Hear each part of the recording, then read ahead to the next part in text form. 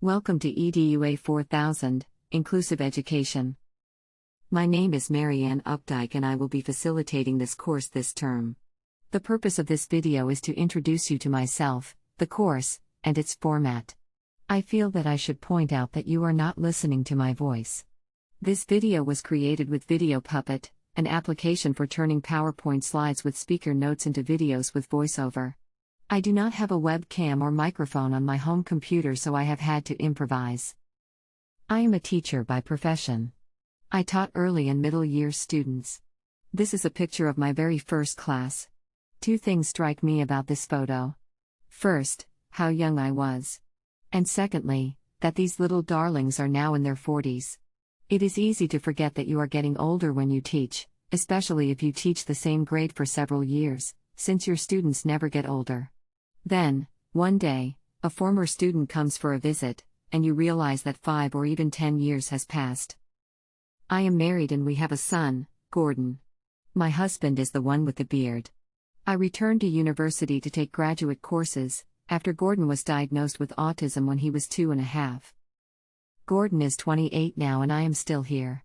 I teach courses in inclusive education in the B.Ed and PBDE programs, both here and at the University of Winnipeg, along with courses related to learning and child development.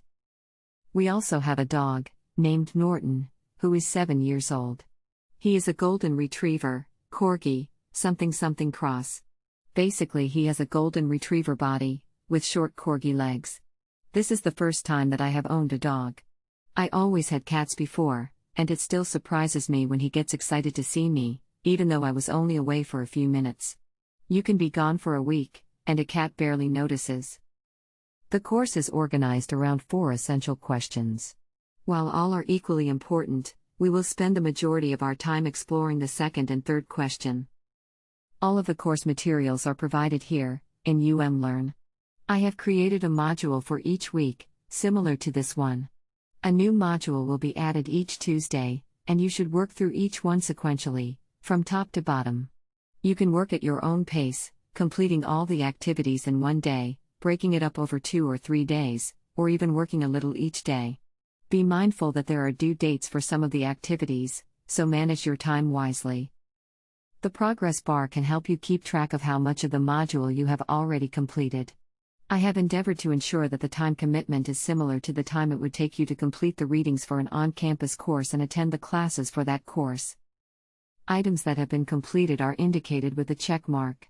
Simply click on the name of an item to open it. Clicking on the arrows at the top or bottom of the page will take you to the next item or back to the previous item. It seems like there is almost always more than one way to do things in UMlearn. You can also click on this arrow to open the side menu.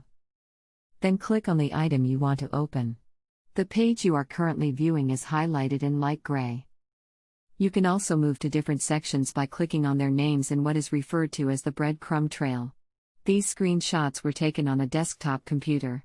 Pages may display differently on a phone or tablet.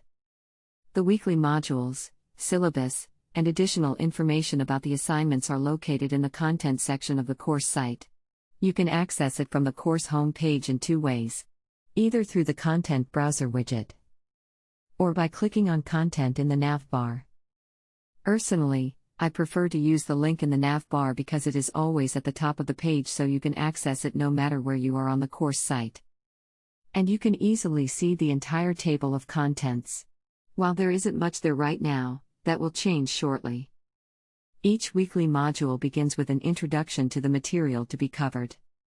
And the first page is a list of the learning objectives. Keep these in mind as you work through the module. Most modules have more than one topic or submodule and end with a quiz and discussion forum. If you can't see the contents of a submodule, click on the arrow to expand it.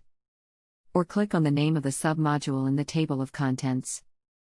I have included links to relevant video tutorials throughout the modules. For example, within the instructions for the first discussion post, there is a link to the tutorial on using the discussion forums.